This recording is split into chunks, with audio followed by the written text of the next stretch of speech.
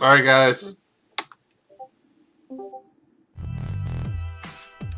This is the Player 4 Podcast. Join us each week as we talk about video games, entertainment, and pop culture, and bring in guests from the Rooster Teeth community. Player 4 has entered the game. Hello and welcome to the Player 4 Podcast. I'm your host Tristan, aka Shagrazir, on the Rooster Teeth website. I'm Alex, aka Chaos Black 21. I'm Malachi, a.k.a. Sukikiba. And I'm Joseph, a.k.a. Jay Dunlap. Almost made it. Jane Dunlap. Almost made it. All right, so story time. I was on tour with the concert band with the school where I teach for the past 2 days, and the band director kept mispronouncing my name. Nice. How did they pronounce it, Jay Dunlap? Yeah. No, he said Dunlop the whole time. Dunlop. Wait, don't they make like sports equipment, Dunlop? Yes, they do. I And knew being it. an intellectual, the way I told him was telling him that name changes are actually really cheap, and I might change it to Dunlop. Rather than try to correct him. Yeah, and then he went, "Wait, is it Dunlap?" And I said, "Yeah." So, real quick, what was the cold open discussion about? What was the topic? Alex not finishing video games. Yeah, and then going into Division 2. Division 2 of that's the game, isn't it's it? It's a video game, yeah. It's Tom Clancy's The Division 2. Sequel Sweet. to the one where you play in New York City. This one's in Washington, and it's a looter shooter. So speaking of not that, what's the topics for today, Malachi? We are going to talk about Captain Marvel with Alex. And Netflix, two of the shows that they have created, Russian Doll and Umbrella Academy. And then we wanted to finish off with some chit-chat about the Rooster Teeth site beta. Ooh. So Alex is one of the topics now? Okay. Yep. Apparently Captain Marvel Alex is one of The fact that Alex watched a movie. The fact that Alex finally watched a freaking movie. Yep, I finally watched a movie, and it was Captain Marvel. I finally went to see it because I don't have anyone to see it. I decided I'm going to go by myself. And it was... I enjoyed it. How many control sticks? Thumbsticks. Way up. I loved it, and I believe that all the people that were bashing it were wrong. It mainly just the pissed off at Brie Larson. And that's because they chose to misunderstand what she was saying, as far as I can tell. What was your favorite scene in the movie? I think my favorite scene has to be... Well, wait, okay. Are we going into spoilers here? Just tell me about your favorite scene. Basically, you should probably know just what I'm saying, but when, like, all the different, like, versions of her. And, during, like, towards the end, when she's, getting back up, so to speak. Yeah. I get what you mean. So yeah, that was my favorite scene. I had a buddy who saw it, and he said that he thought that she was like a little too deadpan in certain areas, like in certain scenes, which I could. What you cut out? A little too deadpan. Yeah, everybody says that. But I personally like. Yeah, she was deadpan, but I think it fit. Yeah. It was kind of part of the messaging in the movie. Level that, like that I thought it was going to be based off of what people were saying. And yeah, I think it fits. Like, if it was like, that's the thing. When people see like women, they're just like, oh, they need to be all and like energetic and stuff. And it's like, if that was a guy and he acted the same way that she did, everyone would be okay with it. Yes. You'd be like, I mean, he's so funny. It's dry humor. That was part of the movie, was that she was brought up in a society, for all intents and purposes, brought up in a society that shunned emotions. So of course she was trying not to show emotions. And it led into one of the better lines in the film, which was when she showed up in human society and somebody told her she should smile more, which was commentary on our society. Mm-hmm. So, I mean, the fact that people complain that she didn't smile more is really just, they're just bad. They're just not getting it. Can you preach more about that topic, Tristan? I'm here for the preaching. No, I was told that I can't bring my soapbox to the podcast anymore. I'm passing around a collection plate for Tristan. Oh, goodness. I also want to say that Marvel has done once again a great job in Dick. I'm sorry, they did a great job in Dick? Music. Your voice is cutting out in really hilarious moments. Did you hear music? Yeah, we got it. Mm-hmm. Okay. They did well in Thor Ragnarok, and then they did well in Guardians of the Galaxy. Here at Captain Marvel, they did another great job with using music from that era. Yes, music has definitely been on point in the latest Marvel movies. So the music fits the atmosphere. Yes. Not that it fits the atmosphere so much as it makes it. Yes. Sorry. Yeah. It was, yeah, how dare you, Mel? That's what I meant. Like I kind of when like the first '90s song came up, that was "I'm Only Happy When It Rains" by Garbage. I was like, yes. I like how all the kids are going to be like, yeah, 80s songs, but then they get to Captain Marvel and go, what's this stuff? Yeah. Yeah, unfortunately, the 90s didn't produce as iconic music as the 80s did. Yeah. I still love the 80s more, but I like some 90s music. I'll tell you this, Alex. I've never heard of the band Garbage. You haven't? You saying it just now was the first time I'd ever heard it. Wow. It was one of those songs in the film I didn't recognize.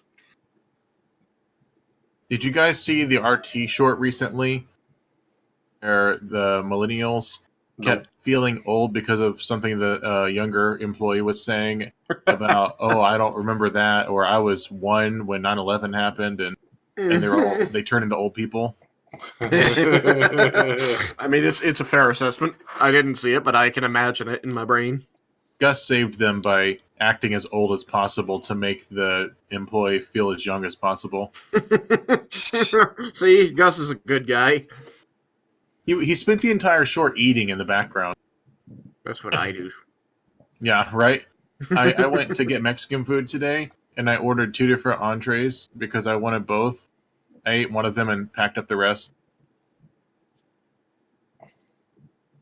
I mean, now you have another meal. Exactly.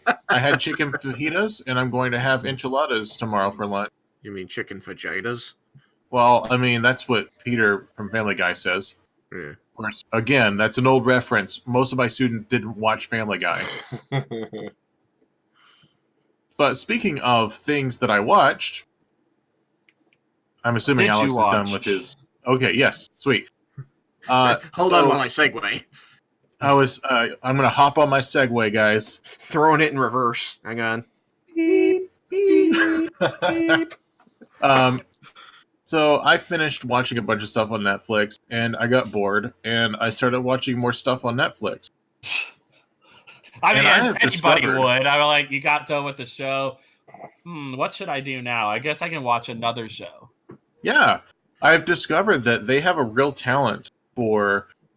okay, I'm not going to give the corporation credit for the content except that they greenlit it, but Netflix as a uh, streaming service, I'll say, has a real talent for putting out a single season of a show that could be standalone or could have a sequel, an additional.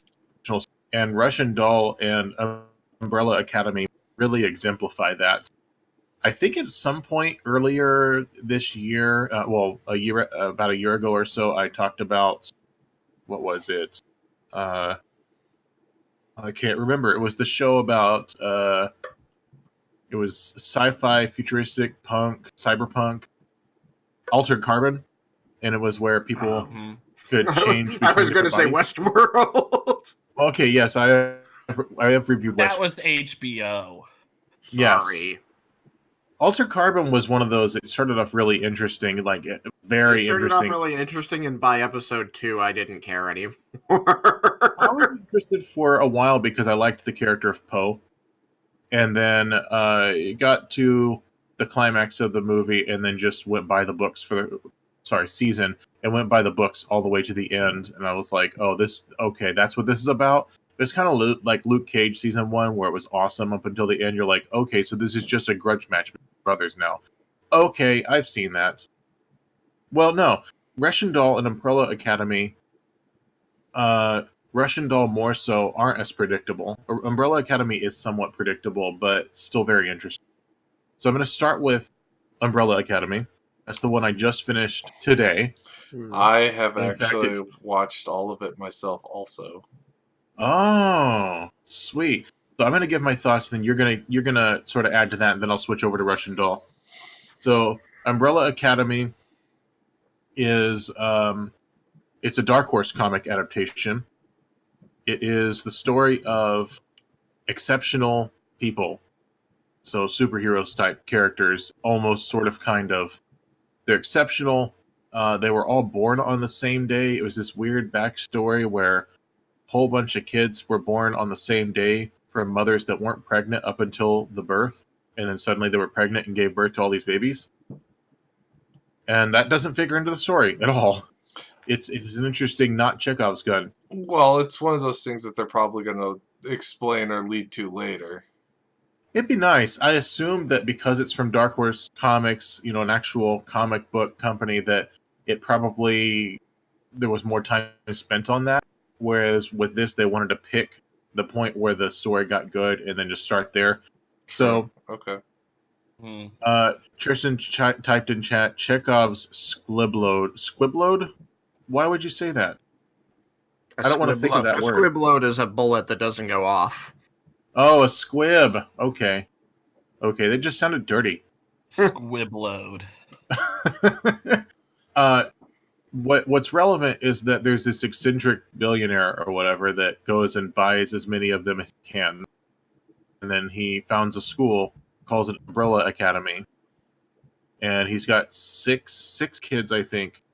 And as they're growing up, he's helping them develop their powers and learn about their powers.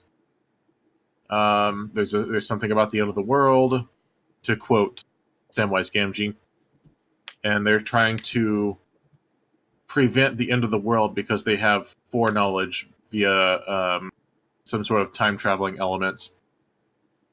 Yeah, and it's just sort of how they're going to go about it, where they're all dysfunctional. Their so-called dad didn't really raise them well. He wasn't nice to them. He wasn't a good father, but he was wholly focused on them reaching their potential. So you've got various powers that are either physical or mental. Like a guy who can throw... a guy who's basically Bullseye from Netflix, Marvel, Daredevil, where he can throw things and hit his target. So he's a knife thrower. There's a guy who's just really strong. There's a chick who she's sort of a mind controller, but she has to preface her command by saying she heard a rumor that they did it. There's a dude who has tentacles that come out of his chest. Pretty cool. And there's a guy that can communicate with the dead. And then there's the character played by Ellen Page, who is unextraordinary and is raised to she's always told, you're not extraordinary, you're not special, and she's got this stunted upbringing where she's just not very happy because of it, because she's never allowed to go on adventures with her siblings. And now we're in the and there's also one other guy, he teleports. and we are in their adulthood now, and they are made aware that the apocalypse is coming in a few days, and they have to stop it. Only they're not very good at this because they don't even like each other. So it's a very interesting show. Ellen Page ends up in a pretty important role as the one who doesn't have powers. She's a musician, and she's got a boyfriend who's trying to encourage her to accept what is actually special about her instead of trying to compare herself to her siblings. And siblings are all varying shades of why the heck aren't you taking this thing seriously, because they're just arguing with each other all the time. Really interesting. Malachi, what were your thoughts on the show? You're terrible at describing.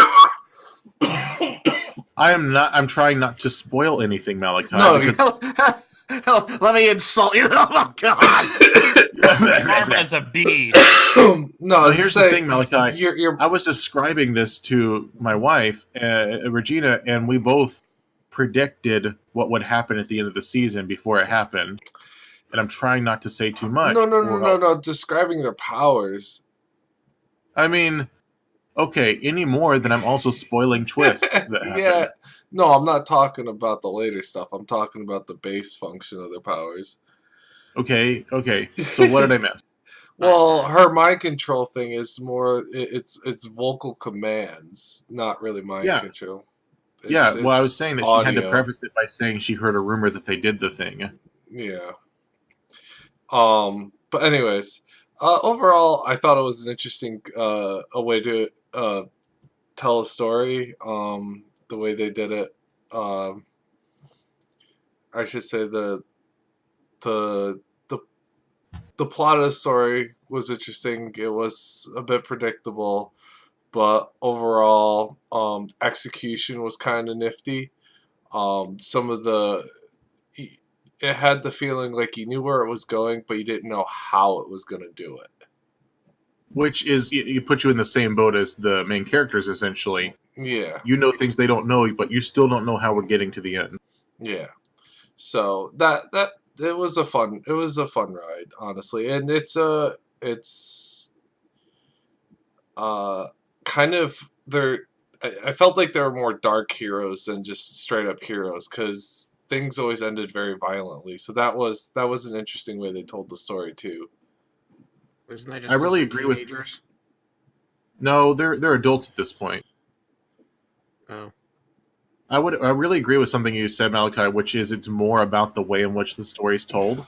Mm-hmm. That they find a nice balance between having a good story but also having good characters. And even the characters that didn't get as much screen time were still pretty well fleshed out and had their moments, because it's a TV show and you can do that. But also stylistically, it was very interesting because it was stylistically of our time while also having lots of 50s to it. And not just in certain places, but just all over the place. It just has this 50s feel to it, like the donut shop diner that some of the characters keep showing up at. And the notes and everything.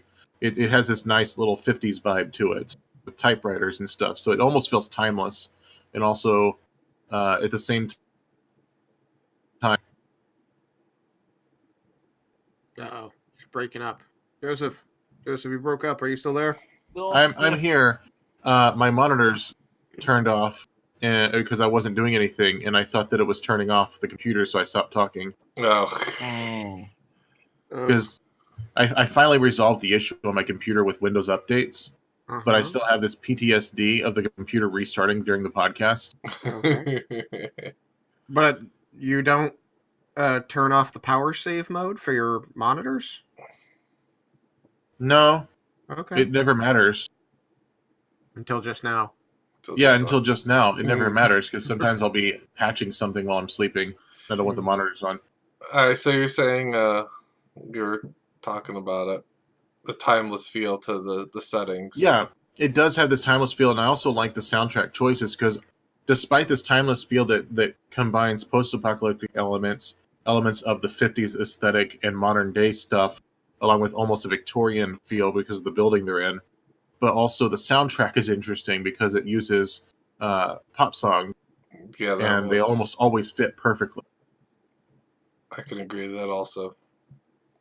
sometimes a fight scene's about to start, and the song comes on that's like 10 times more cheery than the actual mood, and it completely alters your perception of what's going on, because it's like what's important isn't what's going on physically, it's about how they're thinking about it. So, overall, Yeah, pretty interesting series. Worth probably a watch if you feel the need to start something new. yeah, this is definitely the less dark of the shows that I'm reviewing today, because the other one is Russian Doll. Now, Russian Doll is a bit darker because it features someone who keeps dying, but also is perhaps presented in a more lighthearted way. Yeah, I wouldn't say quirky, that's a disservice to the show. Russian Doll is one of those shows that stylistically knows exactly what it wants to be and is that thing and does not fail to communicate that or make good on that promise. It's starring one character, it's centered around one character, and her journey through essentially Groundhog Day. Only with So, death. yeah, but with death, like Groundhog Day had some times where he just threw himself off a building just for the fun of it, and she wasn't doing that. She just kept failing to survive. That reminds me of a movie, and now has a sequel that's like Happy Death Day. Happy Death Day. Movie where there's this mask goes around and like keeps killing over again. They just keep waking up and reliving the whole stuff over again. In the 90s, there was an episode of The X-Files where one of the main characters, Mulder, was having a Groundhog Day experience. Every time he went to work that day, he would go to do X, Y, or Z and then end up inexorably at a bank. The bank would get robbed, and then the bank robber would detonate an explosive they had on them and kill him, and he would wake up again that morning, not really remembering that he had gone through the day. Eventually, he started having deja vu and picking up on the fact that he'd done all this stuff before and then was trying to find a way out of it. It was basically just Groundhog Day, but X-Files. But again, death being the reset. I bet that episode was the inspiration for an episode of Eureka, in which a day keeps playing out and then the world ends, and then the day keeps playing out and the world ends. And the characters, especially the main character, the sheriff, starts to notice the deja vu. So it's probably a callback to the X-Files. In this case, Eureka had a lot There's of also that Tom Cruise movie, too. I was just thinking that. And they're all just spin-offs of Groundhog Day. I actually like that movie, but I can't remember what the name of it is. But I actually really enjoy that movie. So back to Russian Doll. Russian Doll is a very interesting take on the Groundhog Day trope, essentially. It doesn't try to be anyone else's take. And you almost, after a while, forget that it's based off Groundhog Day because it does it in a different way. It's stylistically consistent. It's it's bright. It's full of energy. The main actress pulls you through the entire thing very well. She is phenomenal. Gives a great performance. And she gets through the first episode, and I went into this not really knowing what this was about. I just remember I saw a trailer for it. It was interesting, so I watched it. Got to the end of the first episode, and she dies, gets hit by a car, and then she's back at her birthday party. And I'm like, oh, Groundhog Day, but it's really fun to watch. I'm going to keep watching it, and I realize it's not really Groundhog Day, because what keeps happening is she's going about her day, and she does the variations on the day, and she does other things. She goes to different places, but she keeps freaking dying and keeps going back to her birthday party. And I'm along for the ride. As it progresses, a plot sort of starts to coalesce. She finds someone who shares common ground with her, and they start to work together to try and figure out what's going on, because this person is also aware of what's going on.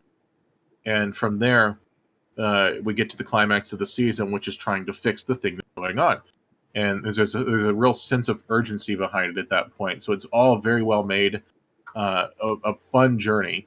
So I would highly recommend Russian Doll. So here's the quick question though. since we're already mentioning it, is there a time limit? Like, does she always die after a certain amount of time, or is it vary? It varies. She Okay. never dies at the exact same time, but she does find a time coincidence. I'm not going to read what Tristan just typed because I don't think he wanted me to. I don't know. Why did he say quietly?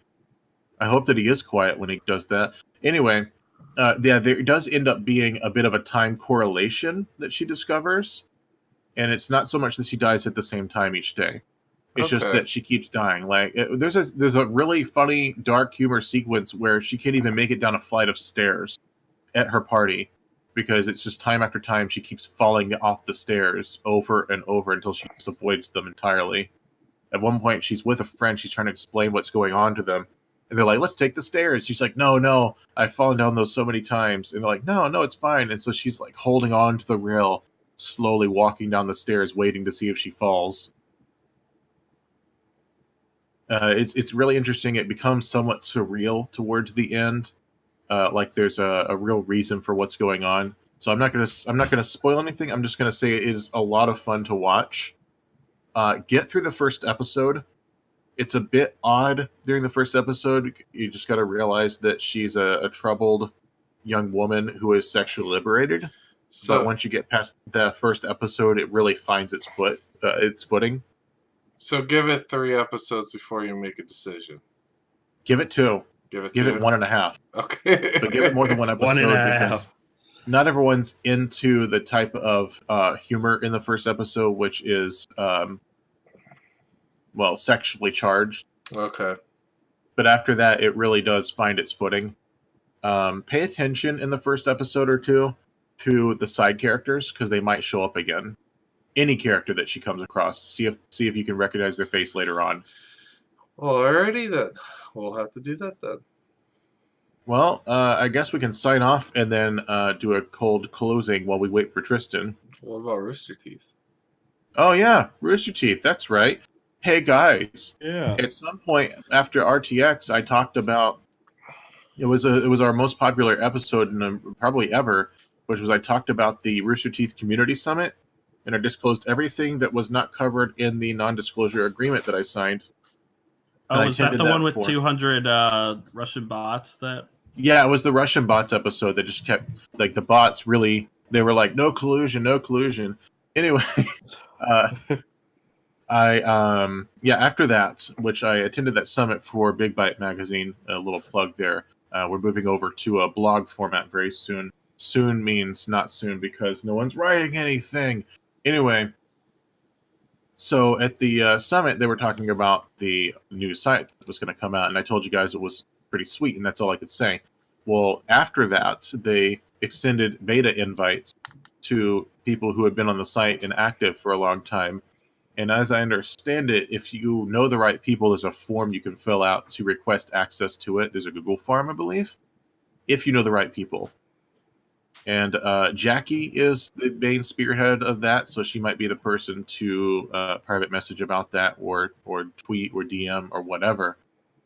Anyway, they are undergoing an initiative with the social media team to bring in traffic to the beta site through certain things like staples of the RT website before the beta rolled out. Things like, I believe there's an initiative to reboot Fan Art Friday, for example, for Big Bites. I believe that's something I'm allowed to say. It's something that's in the works. We're only in talks about doing a Skype call about it at this point. So basically, they're trying to get people to re-mention stuff that they really like that might be a good idea to re-implement. Exactly. They're wanting to get some sort of pullback to the site. Fan Art Friday was one of them. There's other projects. Probably RT Radio would be one of them. So, maybe we could start using we could like take turns on our personal accounts posting links to our episodes or something just to show our support. I don't know. But just keep an eye out for that because the beta site is an improvement. It's a beta, so it's going to look kind of dead for a little bit. Just give it time. Just keep showing up. Keep logging in. That's all I got. Yeah, I got the invite a little while, like when I got the invite, but it's been a while, and it's something that I need to start focusing on more and getting back into it. Okay, anything from Tristan? Is Tristan back? Yeah. No, he's not back. Well, let's go ahead and sign off and then just do a cold close while we wait for Tristan. And while we do that, I want to say hi to our listeners on YouTube, all 2 of you, and our dozens upon dozens, no joke, of listeners on iTunes. Very much appreciate all of you. Would love to connect with you on Twitter. Our handle there is predictably Player4 Podcast. Whereas on Twitch, our live streams occur Wednesdays almost every week. If we don't do the podcast, we do a game night. Wednesday every week. Twitch.tv/P4 Podcast, where you can find us, as opposed to Player4, which is a different. And that was already taken. It's already taken, and they don't use it. Our time that we broadcast is 7:30 p.m. Central Time. So for Tristan and Malachi, that's 8:30. It's those East Coasters. They drive for 2 minutes and they change state lines. I'm just sort of vamping right now while we wait for Tristan. Let's see what else. Our YouTube channel. West Coast would be 5:30. For West Coast, it'd be 5:30. If you're in England, God bless you. We're talking 1:30 in the morning. Yeah, something like that. I guess does it depend on daylight savings, because they change their daylight savings at a different time than we do. Yeah. Because I know Australia, I think, changes theirs in April. I don't know what Europe does.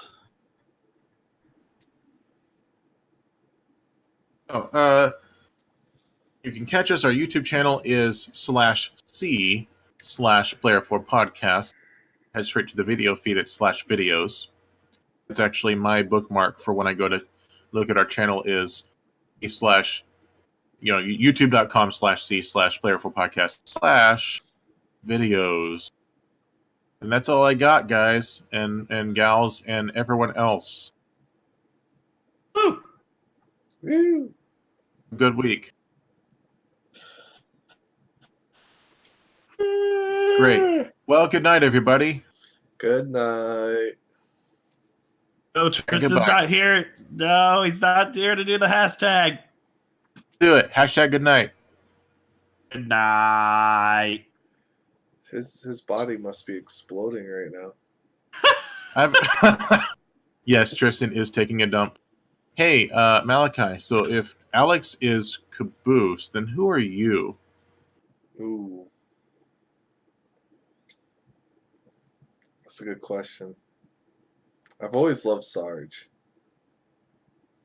I guess Tristan had an urgent issue to which he had needed to attend. Yes, and I have finished attending to my urgent issue. Thank you for your patience, and I'm terribly sorry. We're discussing our red versus blue characters that represent us. Oh. Say goodnight, Tristan. Oh, I was... Okay, fine.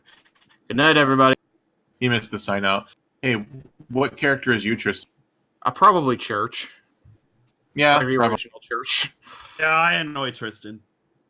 Yeah. God damn it, Caboose.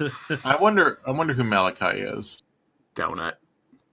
Are we going there? Is that where we're going? We're going there. We're going there. Well, I'm Griff. Do you even know how many are in a baker's dozen?